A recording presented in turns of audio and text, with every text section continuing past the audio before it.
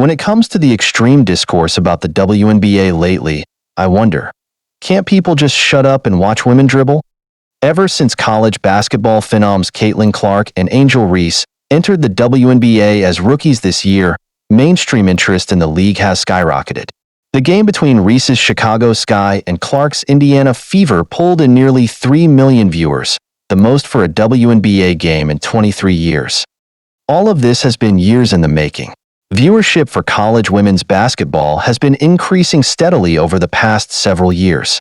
Since the 1990s, there have been superstar players, dynastic women's teams, and million-dollar coaches.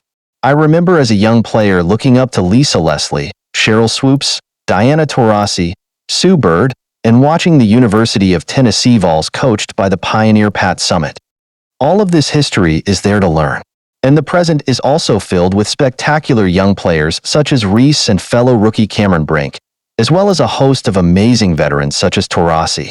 But to listen to Clark's extreme fans, she alone is the divine spirit elevating the sport.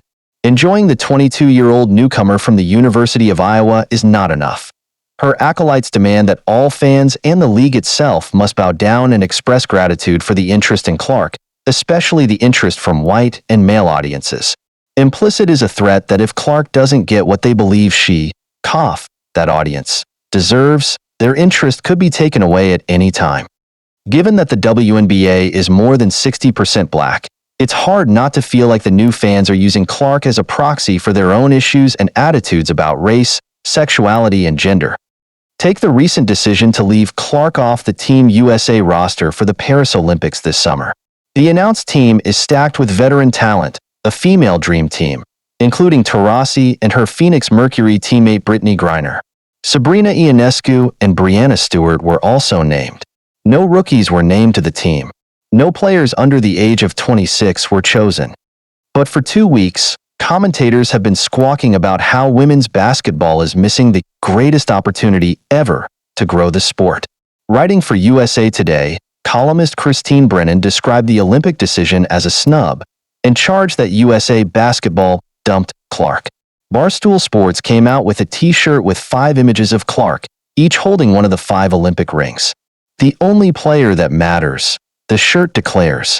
NBA Commissioner Adam Silver recently said of the choice, "I wouldn't say I'm disappointed, but it would have been nice to see her on the floor." He added that the basketball governing body has a very specific mandate about fielding the best possible team, from a competitive standpoint, and I accept that they all did their jobs the way they were instructed to. In other words, the job of Team USA is to win. To her credit, Clark acknowledged gracefully that she has room to grow before she is fully the equal of the best veterans in the game. Honestly, no disappointment, she said after the roster was announced. It just gives me something to work for. It's a dream. Hopefully, one day I can be there. I think it's just a little more motivation. You remember that. Hopefully, when 4 years comes back around, I can be there. Of course, grace is in short supply on sports radio and social media. Right-wingers have used Clark not only to race bait, but to stir homophobia. Professional blowhard Jason Whitlock called the WNBA a traveling lesbian sex cult.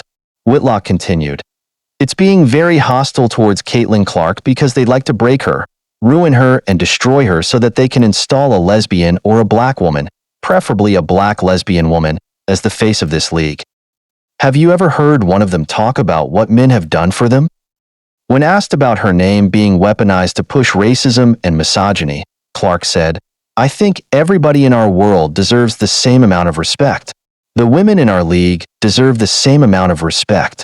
People should not be using my name to push those agendas. It's disappointing. It's not acceptable. It is a wonderful thing, and the nature of sports, to see amazing young talent rising to challenge and eventually replace the very stars they grew up idolizing.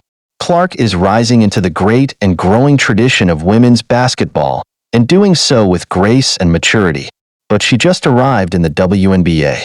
Her fans need to follow her example and respect what the women before her have built.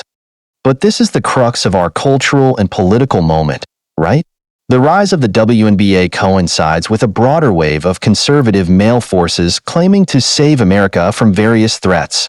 Critical race theory, DEI, migrants of color, and LGBTQ+ people. Clark isn't asking to be saved from anything. Her extremist fans should pipe down.